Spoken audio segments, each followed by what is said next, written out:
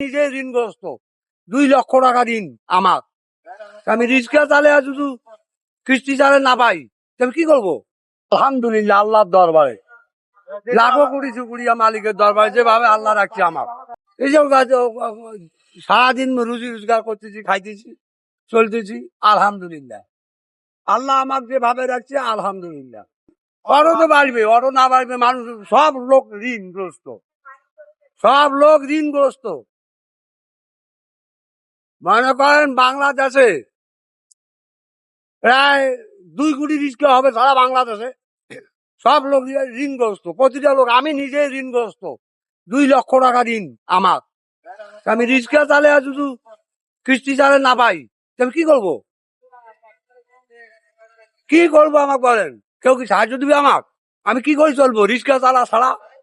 আমার এই যে ব্যবসা, এই যে আমার আবাদ, আমার জমি জায়গা কিচ্ছু নেই, খালি বাড়ির ভিটাটা আমার আছে, আর কিচ্ছু নেই আমার।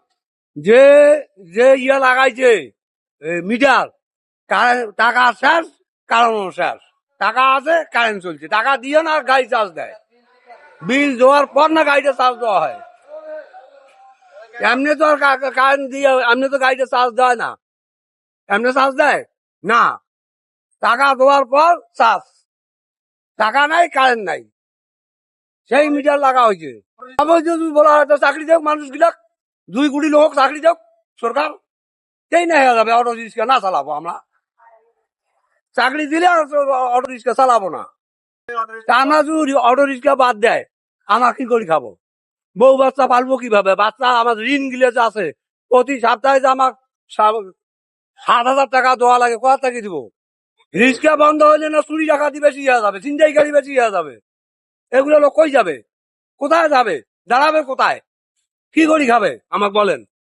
কোম্পানি গুলো বন্ধ করে নেওয়া সরকার, কোম্পানি গুলো ব্যান করে দিয়ে যাক।